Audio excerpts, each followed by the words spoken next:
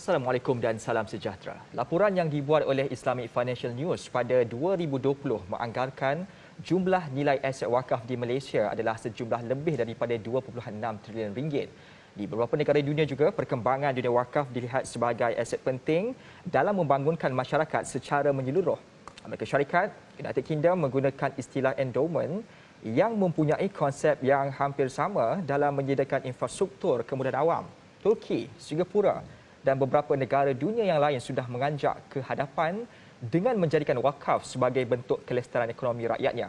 Justru menyedari hakikat ini, Pelan Induk Wakaf Negara dirangka bertujuan membina sistem wakaf yang lebih holistik dan inklusif. Namun persoalannya, adakah sistem wakaf di Malaysia hanya tertumpu pada sektor hartanah, perkuburan, sekolah agama, masjid dan surau semata-mata? Sejauh manakah kesediaan pemain industri dan juga korporat dalam merancangkan institusi wakaf di Malaysia? Juga kesediaan pihak-pihak terlibat dalam menyediakan sistem pengurusan yang tersusun dan sistematik bagi memastikan ekosistem wakaf ini dapat memberi impak positif kepada masyarakat secara keseluruhannya sekaligus bergerak ke arah matlamat pembangunan mampan 2030. Justru untuk bercakap lebih lanjut dalam hal ini, sudah pun bersedia sebenarnya bertemankan saya ketika ini, iaitu Yang Berbahagia Tuan Haji Bukhari Abdul Rahman, Ketua Eksekutif Wakaf An-Nur Corporation Berhad, dalam 60 minit bersama dalam kita berbincang soal setiap wakaf menjana kebaikan. Assalamualaikum Tuan Haji. Assalamualaikum. Terima kasih kerana bersama dengan kami. Ini tajuk yang cukup menarik, jarang diperbincangkan, tetapi kalau kita bincang, ramai akan melihat betapa banyak permata-permata di sebalik kebaikan wakaf ini sendiri. Tuan Haji, di permulaan ini saya kira saya gemar sebenarnya Tuan Haji untuk saya melihat berkaitan tentang An-Nur Corporation ini sendiri.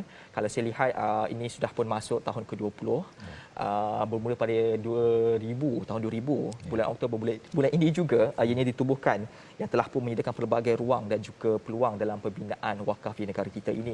Persoalan saya pertama, kalau saya melihat kembali, kalau di awal itu ketika di awal penubuhannya dia ditubuhkan berfokus kepada penyediaan klinik-klinik, pusat dialisis yang bersifat menggunakan kaedah wakaf itu sendiri. Di permulaan ini saya memahami lebih lanjut bagaimana sebenarnya An-Nur Corporation ini ditubuhkan dan apa yang memungkinkan kepada semangat itu ditubuhkan di negara ini. Bismillahirrahmanirrahim. Assalamualaikum warahmatullahi taala wabarakatuh. Waalaikumsalam. Terima kasih Asraf. Berbalik kepada bagaimana wakaf An-Nur Corporation ini ditubuhkan, kita telah melalui sejarah yang panjang, di mana pada peringkat awal, sebagaimana institusi-institusi wakaf yang lain juga, kita bermula dengan perwakafan yang tradisional. Kita wakafkan sekolah agama, kita buat masjid di ladang-ladang milik Johor Corporation, dan kita wakafkan tanah untuk perkuburan dan sebagainya. Itu di peringkat awal. Tetapi yang menjadi pencetus kepada wakaf An-Nur ni adalah bermula pada tahun 2005, di mana Johor Corporation telah mengorak langkah untuk menjadi institusi pertama yang mewakafkan saham, yang belum pernah dibuat di mana-mana institusi. Sebab itu di peringkat awal ni, sebab tidak ada rujukan, Johor Corporation bersama-sama dengan Wakaf An-Nur dan Majlis Agama Islam Negeri, kita sedia maklum wakaf ni adalah hak eksklusif Majlis Agama Islam Negeri. Betul. Tetapi kita bekerjasama dengan Majlis Agama Islam Negeri untuk mendapatkan fatwa bagaimana saham wakaf ni sama ada dibolehkan ataupun tidak. Jadi pengurusan Johor Corporation bersama dengan Majlis Agama Islam, kita telah berkunjung ke Universiti Al-Azhar untuk mendapatkan fatwa daripada Syekhul Al-Azhar sendiri. Dan Alhamdulillah, berdasarkan kepada fatwa yang diberikan, ini mengharuskan untuk saham ni diwakafkan. Harus. Jadi balik daripada Al-Azhar, kita telah bekerjasama dengan MAIJ bagaimana kita nak merealisasikan untuk kita mewakafkan saham ini. Dan Alhamdulillah, sehingga program ni begitu berjaya sehingga sekarang ni. Kita juga sedia maklum, wakaf ni adalah merupakan satu benteng ekonomi. Betul. yang saya kira benteng yang paling kukuh lah untuk mempertahankan ekonomi umat Islam. Dan berdasarkan kepada semangat inilah, kerana Jacob telah mewakafkan hampir 200 juta ringgit saham-saham milik Johor Corporation untuk diwakafkan. Dan alhamdulillah Majlis Agama Islam juga bersetuju untuk melantik Wakaf An-Nur sebagai nazihas atau mutawali bagi menguruskan saham-saham yang diwakafkan ini. Dan sehingga sekarang kita telah mampu kembangkan dan suburkan aset-aset yang telah diwakafkan ni, alhamdulillah. Alhamdulillah, ini satu perkembangan yang cukup baik dilakukan oleh industri dalam negara yang telah pun cuba untuk mengembangkan lagi industri wakaf ini kerana melihatkan kepada potensinya dalam usaha untuk menyegarkan masyarakat secara holistik. Cuma di awal ini juga saya nak bertanya, bila sebut soal wakaf ini, kita sering dengar kadang-kadang tu kalau kita pergi ke mana-mana, jalan-jalan di pasar malam pun dengan nampak juga perkataan wakaf, orang menyebut wakaf dan sebagainya. Cuma pemahaman konsep apakah itu wakaf, mungkin Tuan Haji boleh kongsikan dahulu di hadap penonton kita yang sedang mendengar ini, melihat sekarang ini, apa yang kita boleh fahami dulu tentang makna wakaf dan bagaimana konsep wakaf itu digerakkan. Okey. Terima kasih. Wakaf ni dia berbeza dengan zakat dan juga sedekah.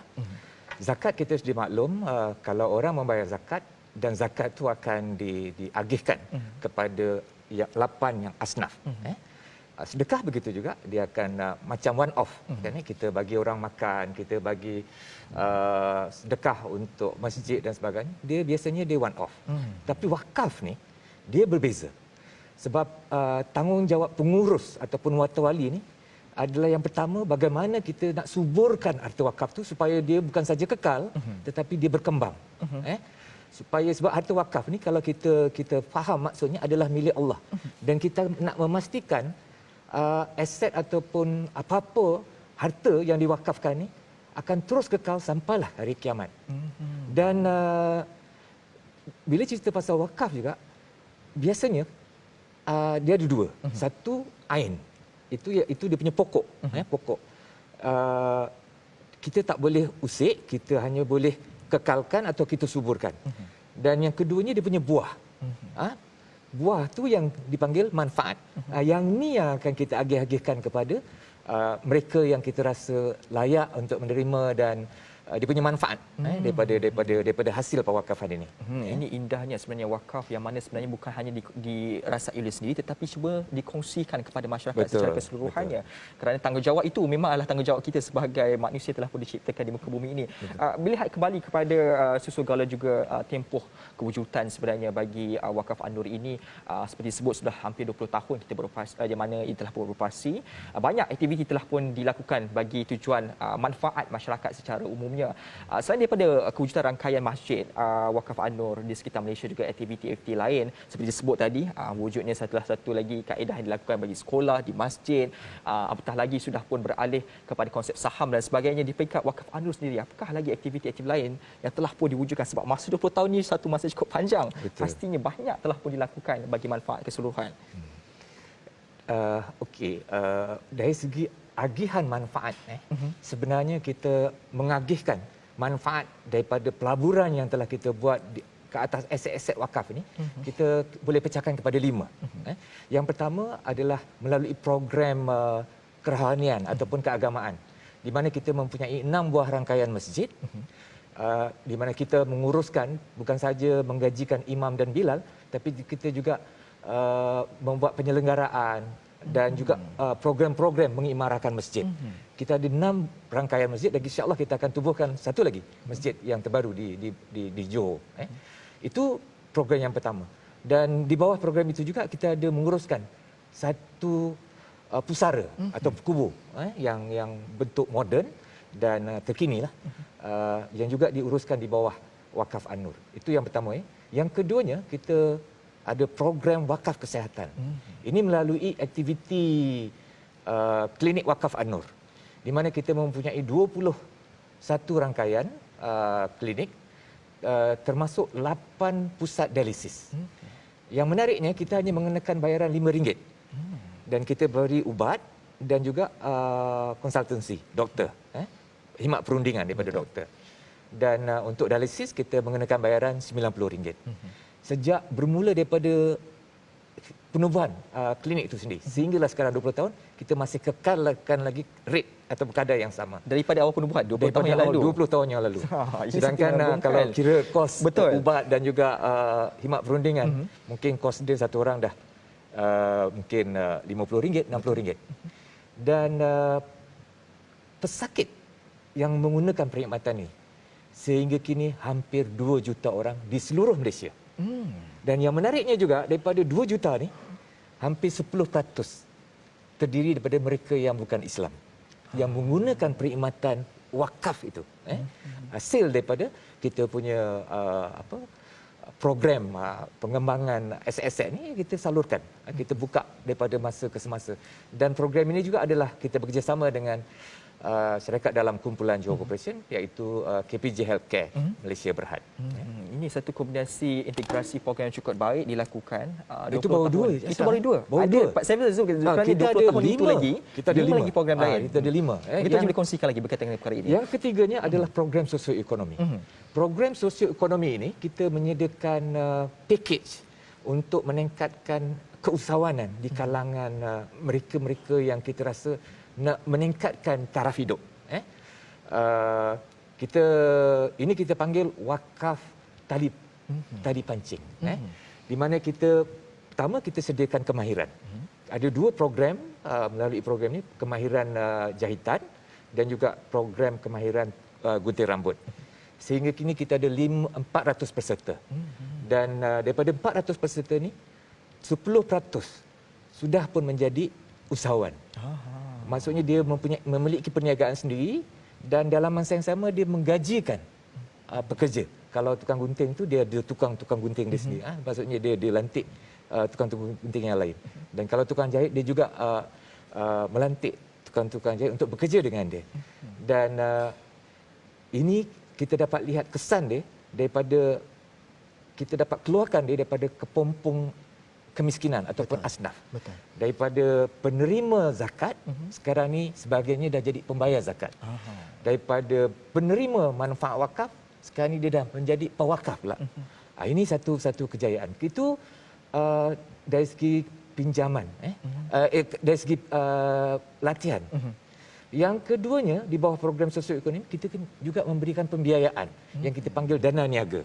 Dan dana niaga ni kita bermula daripada 1,500 sehingga ke 20,000. Dan dia ada 2 skim. Iaitu skim Qardul Hasan yang tidak mengenakan apa-apa keuntungan ataupun kos. Itu sehingga 7,000. Bila dia dah berkembang maju, dia boleh membuat pinjaman 10,000 hingga 20,000. Tapi yang ini kita ada kenakan sikit kos lah untuk dia punya, untuk kita punya kos-kos pentadbiran. Betul. Dan untuk program ni kita mempunyai 500 peminjam. 500 peminjam dan alhamdulillah kita sebahagiannya kita berjaya untuk membantu mengembangkan perniagaan-perniagaan mereka.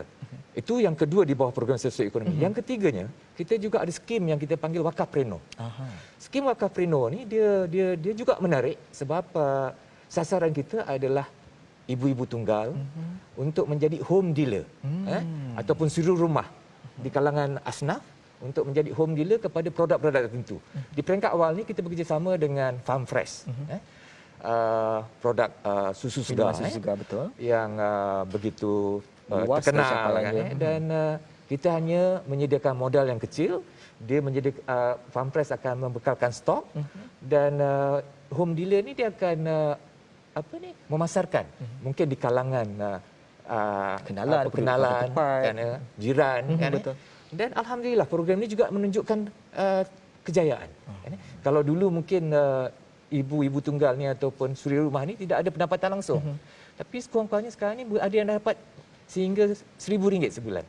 Jadi ini adalah satu pendapatan tambahan yang mungkin boleh membantu meringankan beban keluarga. Itu program yang ketiga. Kita ada satu lagi program kita panggil program kemasyarakatan. Program kemasyarakatan ini kita menyantuni mereka yang memerlukan bantuan seperti golongan gelandangan, kita menyantuni golongan OKU, kita menyantuni juga golongan mungkin orang tua. Dan begitu juga dengan golongan mualaf. Kita menyediakan program-program yang khusus untuk golongan-golongan seperti ini. Dan program yang terakhir adalah program kebajikan. Biasanya kita akan sentiasa mendapat permohonan daripada pihak sekolah, daripada jawatan kuasa surau untuk nak memperbaiki surau ke masjid ke sekolah. Jadi kita ada peruntukan. Sebahagiannya kita akan salurkan melalui program ini. Ini Jadi itulah sebahagian daripada itu baru sebahagian sebenarnya. Kerana 20 ajar. tahun usia itu banyak perkara telah pun dilakukan dengan cukup baik. Dan di sebalik kepada kejayaan tersebut, pastinya ada model yang dilakukan dalam memastikan supaya semua projek-projek ini dapat dilakukan dengan baik. Kita tahu semuanya selepas ini. Jangan ke mana-mana, kita nak beristirahat seketika, kembali selepas ini.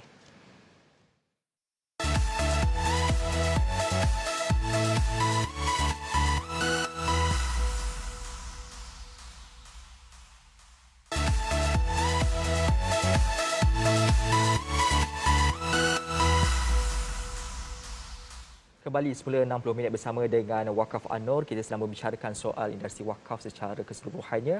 Kita nak berbalik semula kepada tadi yang kita berhenti rehat. Kita bersebut soal projek-projek dilakukan. Banyak sebenarnya dilakukan dan pasti di sebalik projek-projek itu perlu ada model yang sesuai bagi memastikan kejayaan tersebut.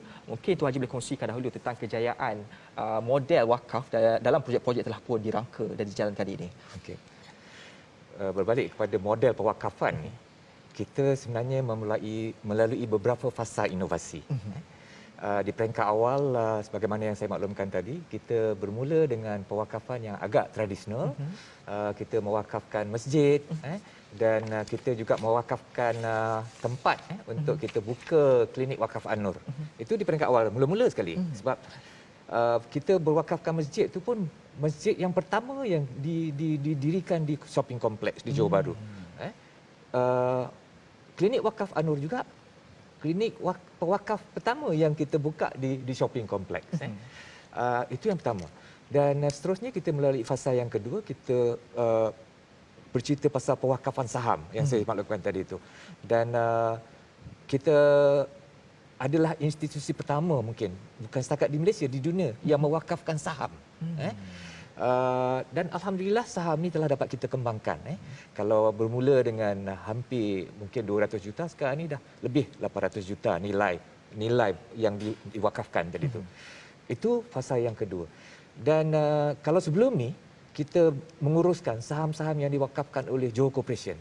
Tetapi fasa ketiga kita melibatkan pihak awam dan kita memperkenalkan inovasi pertama, iaitu kita panggil Wakaf Saham Lakin Sentral, di mana Wakaf An-Nur Corporation Berhad kita menawarkan melalui syarikat kita Lakin Sentral Property Berhad 850 juta saham untuk kita tawarkan kepada pihak awam dan bila dia membeli saham tu, dia akan diwakafkan kepada Wakaf An-Nur untuk diuruskan.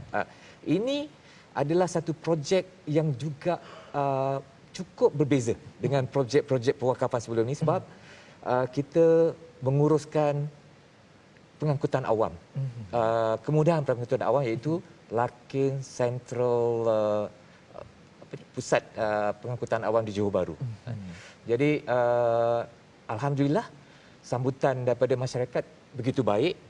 Saham ni telah dilanggan walaupun mungkin tidak mencapai sasaran, tetapi pada kami ini satu kejayaan. Itu inovasi yang peringkat awal lah. Dan seterusnya kita bekerjasama dengan pengurus dana PMV Investment Berhad, iaitu sebagai pengurus dana yang berjaya menguruskan dana-dana yang syariah compliance. Jadi kita bekerjasama dengan pengurus dana ini, kita dapatkan kelulusan daripada Suruhanjaya Security dan alhamdulillah permohonan kita ni telah menyebabkan Suruhanjaya Security menjadikan satu framework yang khusus yang dipanggil kita panggil sebagai Wakaf Featured Fund Framework oleh Suruhanjaya Security Malaysia yang telah dikeluarkan pada 12 November 2020. Dan dana ini kita panggil PMB An-Nur Wakaf Income Fund. Dilancarkan pada bulan Mac tahun 2021 ini dan alhamdulillah sambutan dia juga begitu baik sekali. Itu inovasi yang seterusnya lah, dan kita juga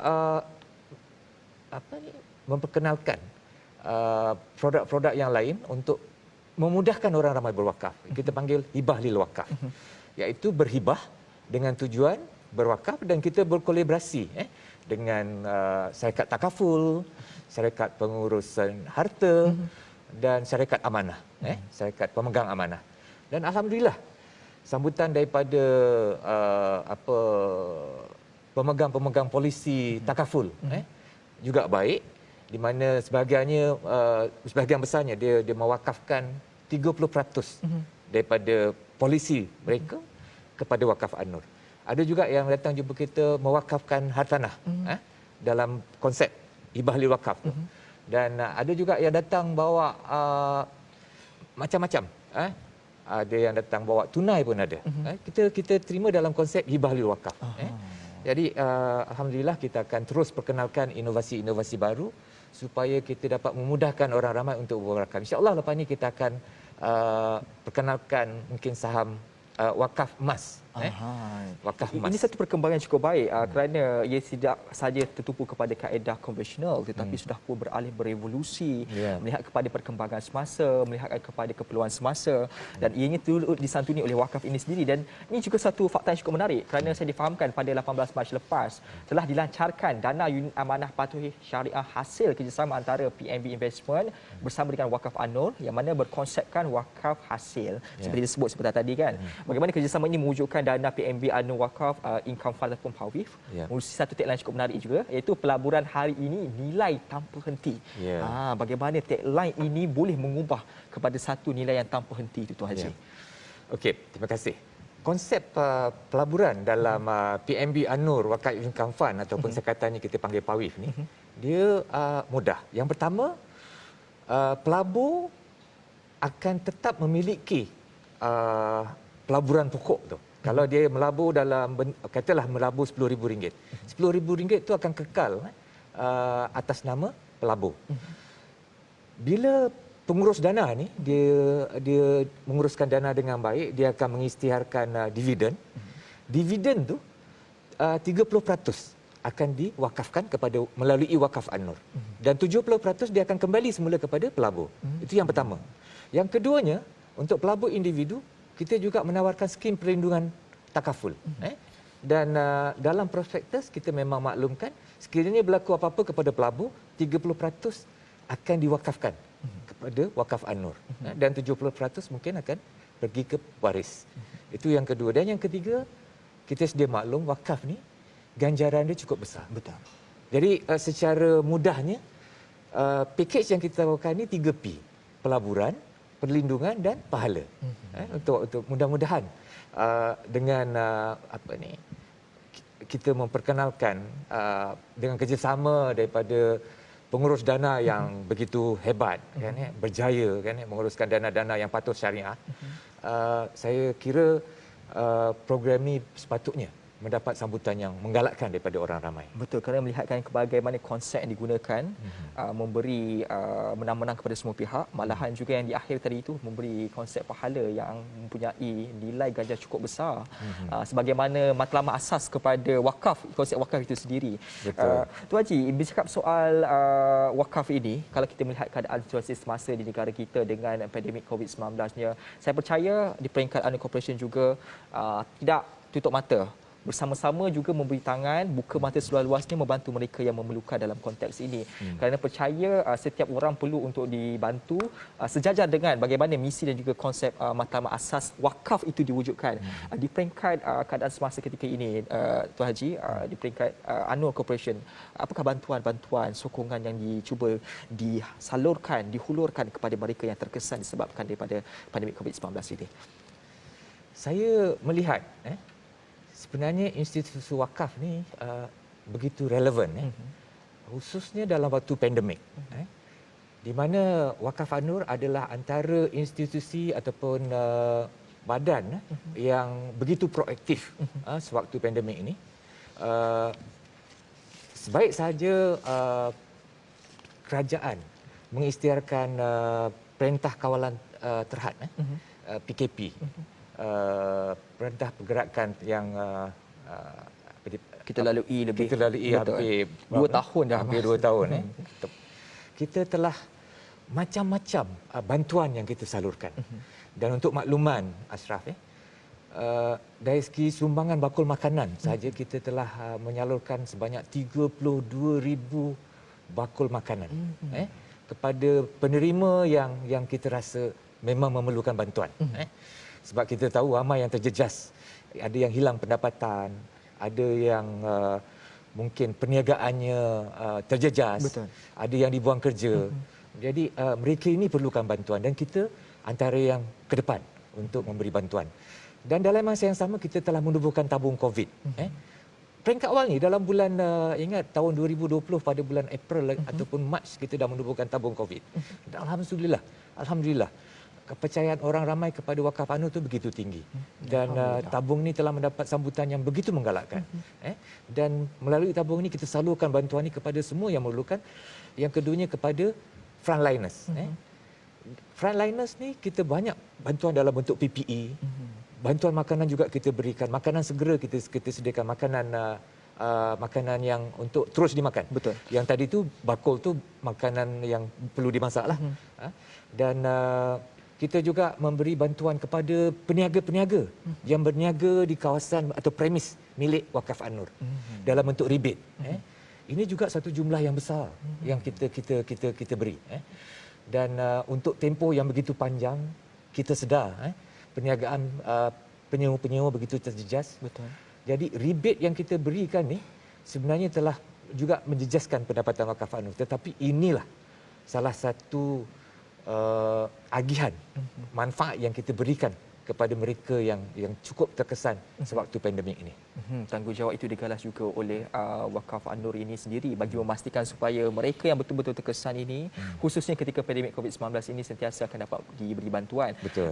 Kita nak melihat juga berkaitan tentang menyebut soal sumbangan, amat penting untuk kita lihat tentang soal ketulusan. Kerana perkara itu juga merupakan asas kepada orang yang nak menyumbang. Bila ada kepercayaan itu terhadap orang yang menyumbang, maka insya-Allah sambutannya akan tinggi.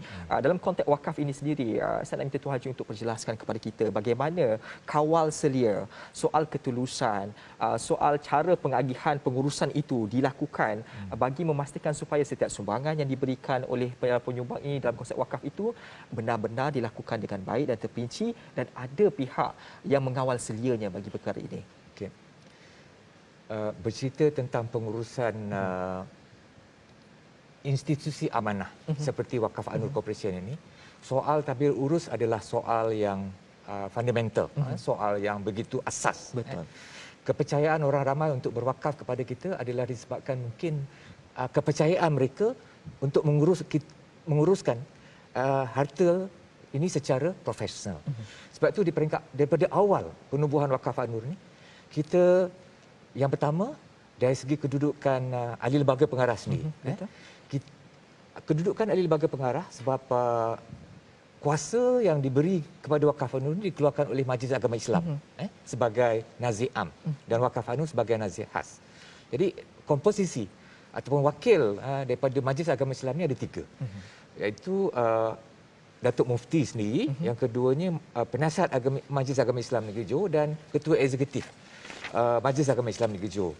Itu komposisi. Dan kita ada juga ahli lembaga pengarah bebas yang profesional. Kita ada bankers, kita ada property man kan, yang ada pengalaman dalam pembangunan hartanah. Kita ada doktor pakar dalam kita punya komposisi lembaga pengarah. Dan ahli lembaga pengarah juga keduanya telah menubuhkan beberapa jawatan kuasa pemantauan. Pertama jawatan kuasa audit dan risiko di peringkat lembaga pengarah, diketuai oleh ahli lembaga pengarah sendiri. Keduanya jawatan kuasa pelaburan. Setiap pelaburan yang akan kita buat juga tertaluk kepada kelulusan daripada ataupun sokongan daripada jawatan kuasa pelaburan. Dan seterusnya jawatan kuasa pakar syariah. Setiap aktiviti yang kita lakukan ni mestilah yang syariah compliant, patuh syariah. Ini sangat penting ni. Ini sangat penting dalam kita menguruskan aktiviti kita. Dan kita juga ada jawatan kuasa tender di peringkat board. Apa-apa pelantikan kontraktor yang memerlukan jawatan kuasa ataupun jawatan kuasa tender ini, kita akan bawa ke jawatan kuasa ini. Jadi itu di peringkat kawal selia di peringkat lembaga pengarah. di peringkat pengurusan kita juga mempunyai jawatankuasa yang sama. Setiap jawatankuasa audit, pelaburan, risiko, syariah dan juga tender, kita akan bentangkan kepada jawatankuasa yang lembaga pengarah tadi itu. Dan seterusnya kita juga sebagai satu institusi yang diberi pengecualian cukai oleh MOF, kita juga tertaluk kepada banyak garis panduan. Dan aktiviti kita ni biasanya memang kita berdasarkan kepada garis panduan yang diberikan oleh pihak Kementerian Kewangan sendiri. Dan sebagai agensi wakaf, institusi wakaf, setiap aktiviti yang kita buat juga kita kena bawa untuk kelulusan jawatankuasa wakaf di peringkat Majlis Agama Islam Negeri Johor dan juga jawatankuasa fatwa di peringkat Majlis Agama Islam Negeri Johor. Jadi secara keseluruhan kita memang banyak sangat tertakluk kepada proses garis panduan yang telah ditetapkan. Dalam ataupun luar semuanya dikawal selia, pihak-pihak berautoriti semua ada di situ bagi memastikan semua pengurusan dan juga aktiviti dilakukan benar-benar mengikuti garis panduan telah pun ditetapkan. Ini satu perkara yang cukup baik dilakukan oleh ANOR Corporation. Selepas ini kita menilai pula bagaimana tentang pelan jangka panjang bagi ANOR Corporation. Semuanya selepas ini, jangan ke mana-mana, kembali selepas ini.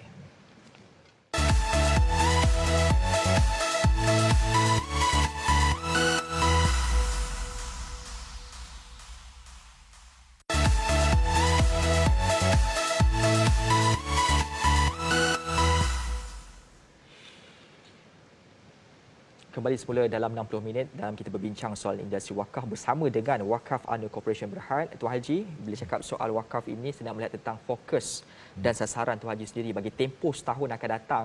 Dan apakah terdapat sebarang perubahan di organisasi wakaf ini yang bakal kita saksikan, Tuan Haji, khususnya dalam situasi ketidaktentuan semasa? Bagaimana? Okey, kita sedia maklum dalam tempoh selepas pandemik ini. Betul. Sebenarnya bisnes wakaf ANOR juga turut terkesan, terjejas. Pelaburan kita di dalam beberapa syarikat tersenarai juga mungkin ada yang terjejas. Pelaburan kita dalam bentuk hartanah mungkin perlu disusun semula, dikemaskan. Jadi fokus kita untuk 12 bulan hingga 18 akan datang adalah untuk memperbaiki mana-mana yang perlu kita perkemaskan. Ada mungkin aset-aset yang terpaksa kita susun semula. Mungkin kita akan dari segi ini lebih kepada business decision. Maksudnya kita akan bawa ke jawatankuasa pelaburan. Mungkin ada saham-saham yang mungkin terpaksa kita pindahkan untuk beli saham-saham yang potensinya lebih baik di masa depan.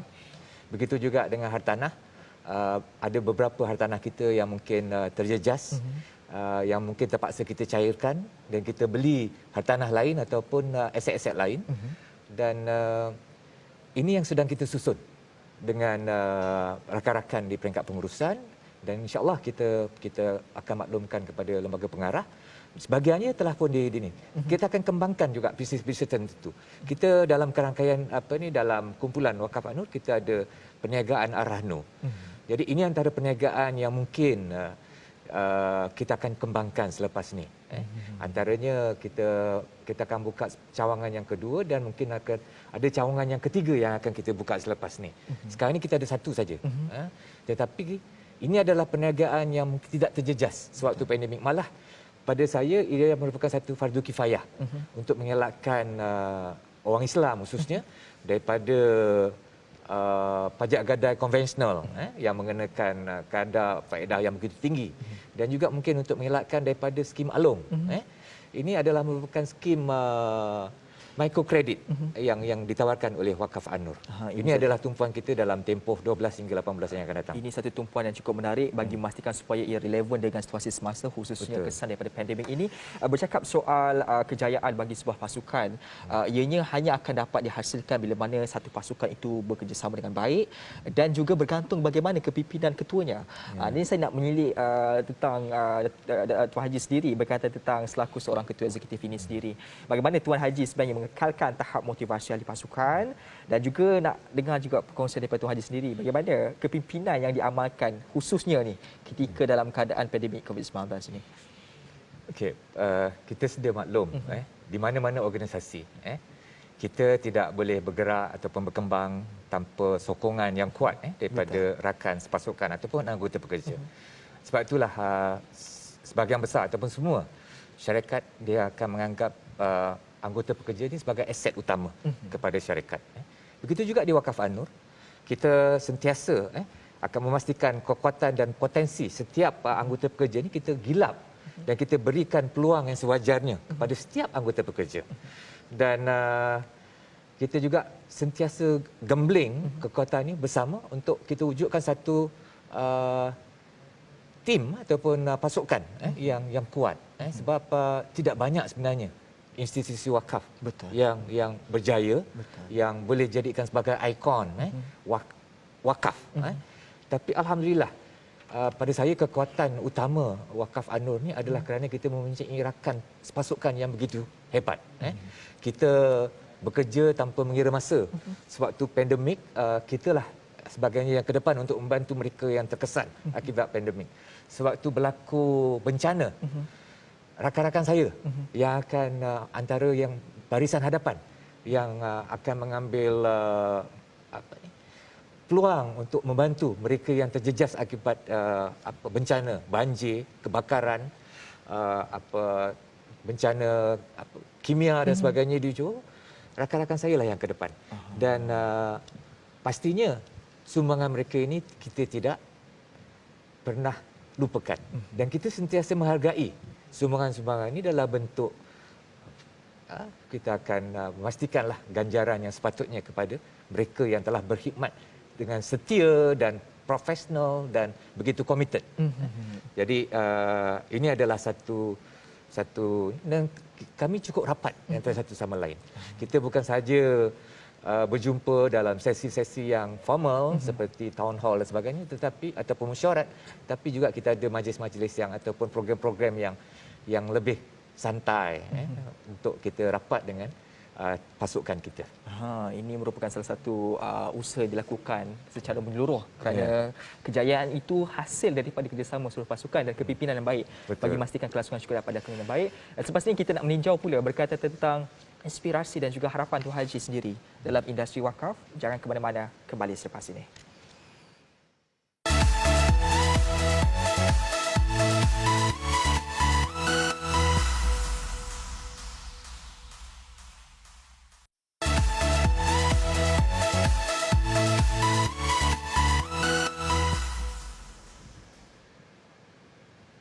Kembali semula dalam 60 minit, kita sudah berada di penghujung ini. Tuan Haji, banyak sebenarnya Tuan Haji telah kongsikan kepada saya dan juga seluruh yang sedang menyaksikan rancangan ini soal bagaimana Wakaf An-Nur Corporation cuba menyantuni masyarakat dan juga pelbagai revolusi dalam usaha untuk mengembangkan lagi wakaf ini sendiri.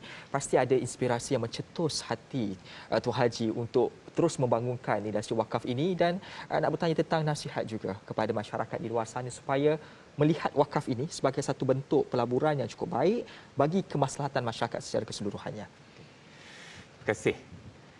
Pertamanya saya secara peribadi ingin melihat institusi wakaf ini dimertabatkan, berada dalam kedudukan yang sewajarnya. Saya ingin melihat harta-harta wakaf yang mungkin begitu banyak terus disuburkan. Dan saya juga ingin melihat supaya instrumen wakaf ini menjadi satu pilihan utama kepada semua umat Islam untuk dijadikan sebagai pelaburan dunia dan akhirat. Jadi inilah harapan saya agar melalui Wakaf An-Nur Corporation kita sekurang-kurangnya dapat menjadi platform pertama untuk orang berwakaf, untuk sebagai satu institusi dakwah untuk kita educate orang supaya kenal dan mesra dengan produk-produk wakaf itu dan menyambut inisiatif yang telah kita usahakan. Jadi potensi untuk institusi wakaf ini pada saya begitu besar dan ruang untuk anak-anak muda terlibat dalam institusi wakaf ini pada saya cukup luas. Yang penting kena ada kesungguhan, kena ada ilmu, kena ada keyakinan dan komitmen untuk menjadikan institusi wakaf ini sebagai satu institusi ekonomi yang sebenarnya cukup menarik. Tetapi perlu ada disiplin pada saya. Jadi saya harapkan apa yang telah diusahakan oleh Wakaf An-Nur Corporation sehingga kini ini merupakan satu usaha yang dirahmati Allah SWT dan mendapat kepada pewakaf-wakaf saya berharap semua wakaf-wakaf ini dapat ganjaran yang sewajarnya. InsyaAllah, kerana usaha murni itu pastinya akan diberikan ganjaran yang lebih bernilai kerana hasil daripada usaha murni itu jugalah yang akan memberi manfaat kepada masyarakat keseluruhannya. Terima kasih banyak-banyak diucapkan kepada Tuan Haji Buhari Abdul Rahman, seorang Ketua Eksekutif Wakaf An-Nur Corporation Berhad, dalam kita membicarakan soal setiap wakaf menjana kebaikan. Baiklah, saudara, sampai di sini saja. Ingatlah bahawasanya harta wakaf merupakan sesuatu yang sangat bernilai. Namun jika tidak digarap dengan baik dan tidak disambut, maka ia amat sia-sia dan rugilah. Berkongsilah kita tetap harta pada jalan yang benar kerana manfaatnya akan menyantuni setiap lapisan masyarakat dari generasi ke generasi. Percayalah, janji Tuhan dalam surah Al-Baqarah ayat ke-274 yang mafhumnya, orang-orang yang membelanjakan iaitu mendermakan hartanya pada waktu malam dan siang dengan cara sulit ataupun terbuka, maka merekalah yang akan beroleh pahala di sisi Tuhan mereka dan tidak akan ada kebimbangan dari berlakunya kejadian tidak baik terhadap mereka, serta mereka pula tidak akan berduka cita. Sekian saja daripada saya, Dina Ashraf Salim. Assalamualaikum dan selamat petang Malaysia.